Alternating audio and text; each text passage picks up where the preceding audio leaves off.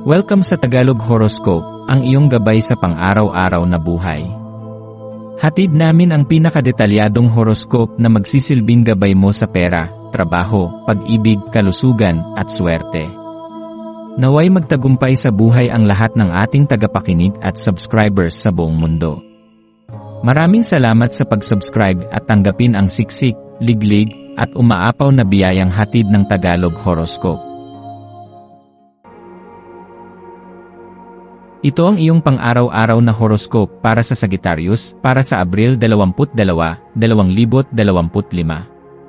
Habang sumisikat ang araw sa petsang ito ng Abril 22, isang espesyal na araw na kilala rin bilang Earth Day, mararamdaman mo ang biglaang pag-agos ng masidhing enerhiya sa iyong katawan, parang isang apoy na walang alinlangan na bumabalot sa isang buong kagubatan. Ang init ng araw ay tila isang paalala ng init na nagmumula rin sa loob mo, isang apoy ng damdamin, pagnanasa, at walang katapusang pagnanais na maglakbay, tuklasin, at yakapin ang kalikasan ng mundo. Ang iyong espiritu na likas na mapangahas at palaging naghahangad ng pagpapalawak ay makakahanap ng panibagong dimensyon ngayong araw. Ang mundo sa iyong paligid ay tila bumubulong, inaanyayahan ka na maging mas konektado sa kalikasan, na alalahanin ang iyong papel hindi lamang bilang nilalang kundi bilang tagapangalaga ng lahat ng buhay. Ito ang araw kung kailan mararamdaman mong hindi ka hiwalay sa mga punong nilililim ang daan mo, sa hanging humahaplos sa iyong balat, at sa mga yapak mong humahalik sa lupa. Ang mahalagang araw na ito ay nagsisilbing paalala na mayroon kang kakayahang lumampas sa iyong mga hangganan. Ito ay isang paanyaya na magnilay, balikan ang mga karanasan ng nakaraan na humubog sa iyo bilang tao. Ang bawat alaala, kahit masakit o masaya, ay may aral na dala. Sa paglalakad mo ngayon, dala-dala mo ang mga aral na ito bilang gabay sa mga desisyong iyong haharapin. Hindi laging madali ang pag-unawa sa mga pinagdaanan, ngunit sa tahimik na pagninilay at taos-pusong pagtanggap, nagkakaroon ka ng kakayahang tumindig ng mas matatag. Ang tunay na paglago ay hindi nangyayari sa mga panahong panatag ang lahat, kundi sa mga sandaling kinailangan mong magtaya, masaktan, at matuto.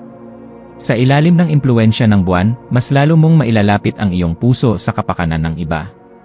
Ang iyong likas na mapagbigay na kalooban ay lalong magniningning na parang ilaw na gumagabay sa mga nawawala sa dilim. May pagkakataon ka ngayong matulungan ang mga taong nangangailangan ng pag-unawa, malasakit, at kumpas ng isang tunay na kaibigan.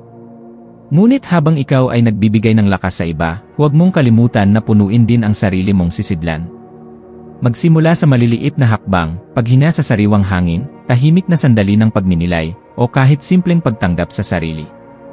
Hindi mo kailangang maging bayani araw-araw, sapat nang maging ikaw at piliing magmahal ng buo. Ngayong araw, ang iyong kaisipan ay tila isang bukas na bintana na handang tanggapin ang liwanag at hangin ng bagong ideya. Hayaan mong maglakbay ang iyong isipan sa mga ideyang nagpapasigla sa puso mo, mga konsepto ng pagbabago, pagkakaisa, at mas mataas na layunin para sa kabutihang panlahat. I-channel ang lakas mo tungo sa paglikha, hindi lamang ng sining, kundi ng kabutihan. Sa bawat pagkilos mo ngayon, isipin na may epekto ito sa mundo. Kahit simpleng pagngiti sa isang estranghero o pagtulong sa kaibigan ay maaaring maging simula ng magandang pagbabago sa kanilang araw. Ang araw na ito ay isang bukas na paanyaya na hindi lang para pagtuunan mo ng pansin ang sarili kundi ang buong pamayanan. Sa iyong paglakad, paghina, at pagdama, maging isa sa mga nagbibigay inspirasyon sa iba. Hindi mo kailangang magsalita ng malakas para marinig, ang iyong mabuting halimbawa at malasakit ay sapat na upang makapagdala ng liwanag sa paligid. Ito rin ang perpektong panahon upang tanungin ang sarili, ano ang kaya kong ibahagi? Paano ko magagamit ang aking lakas upang makalikha ng positibong pagbabago? Pagdating sa mga mahalagang aspeto ng iyong buhay tulad ng trabaho, pamilya, at sarili mong kalusugan, sikaping maging balanse sa lahat ng bagay. Sa larangan ng trabaho o propesyon, maaaring dumating ang isang pagkakataon kung saan kakailanganin mong lumabas sa iyong comfort zone. Huwag matakot, ito ay isang paalala na may mas malaki ka pang kakayahang hindi mo pa lubos na natutuklasan. Sa pamilya, maaaring may simpleng kilos ng pagmamalasakit na kailangan mula sa iyo, isang tawag, isang yakap, o isang mensahe ng pag-aalala ay maaaring magpagaan ng loob ng mahal mo sa buhay. Para sa iyong sarili, gawin mong prioridad ang iyong mental at emosyonal na kalusugan. Ang pag-aalaga sa sarili ay hindi karangyaan kundi isang pangangailangan. Ang maswerteng kulay mo ngayong araw ay berde, ang kulay ng kaginhawahan, pagkabuhay at balanse. Isuot mo ito o isama sa iyong paligid upang mapanatili ang positibong daloy ng enerhiya. Ang maswerteng numero mo ay 7 at 11, mga numerong sumisimbolo sa espiritual na paggising at malalim na pag-unawa. Ang maswerteng gawain ay ang simpleng pagtatanim ng halaman o pakikilahok sa gawaing may kaugnayan sa kalikasan, maglinis ng kapaligiran, mag-recycle, o tumulong sa proyektong pangkomunidad. Kahit gaano kaliit, may malalim na saysay ang bawat kilos kapag ginagawa mula sa puso. Sa pagtatapos ng araw, anyayahan mong pumasok ang kapayapaan sa iyong puso. Ipaalala sa sarili na hindi mo kailangang matapos ang lahat ngayon. May bukas pa at may susunod pang mga pagkakataon. Ang mahalaga ay ang intensyon mo ngayon, ang pagpili mong magpakabuti, magmahal at maglingkod. Sa iyong paghiga mamayang gabi, magpasalamat sa bawat sandaling nagdaan, maging ito man ay masaya o puno ng pagsubok. Ang bawat araw ay biyaya, at sa iyong patuloy na paglalakad sa landas ng iyong pagkatao, dalhin mo ang tiwala sa sarili at pananampalataya na ang lahat ay magbubunga sa tamang panahon. Magpakatatag ka, Sagittarius. Ang mundo ay patuloy na umiikot, ngunit habang ikaw ay tumitindig na may tapang, kababaang loob, at malasakit, makakamtan mo ang mga layuning hinahangad mo. Tandaan mong ang tunay na tagumpay ay hindi nasusukat sa dami ng naabot kundi sa lalim ng iyong koneksyon sa sarili, sa iba, at sa kalikasan. Sa araw na ito, yakapin mo ang iyong lakas, ang lakas ng isang pusong handang magmahal, maglingkod, at magbago.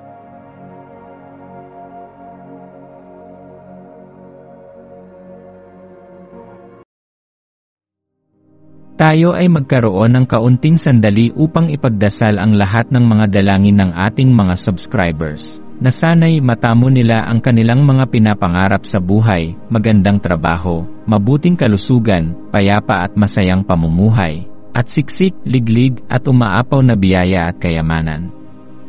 Ipinagdarasal namin ng mataimtim ang lahat ng mga komento sa nakaraang video, at hinihiling namin, Panginoon, na pagpalain mo ang ating mga subscribers ng masayang buhay sa mundong ibabaw. Maraming salamat po. Maaari kayong mag-subscribe sa aming channel na Daily Prayer, kung saan nag-a-upload kami ng pang-araw-araw na Catholic Gospel Readings, Reflections, at Daily Rosary Reading para sa lahat ng misteryo ng araw. Tulungan ninyo kaming buuin ang community na ito at mag-subscribe na. Ang link ay nasa description box. Maraming salamat sa panonood ng iyong horoscope ngayon araw. Naway gabayan ka ng mga bituin sa iyong landas. Huwag kalimutang mag-like, share, at subscribe para sa iba pang cosmic na kaalaman. Hanggang sa muli, manatiling konektado sa universo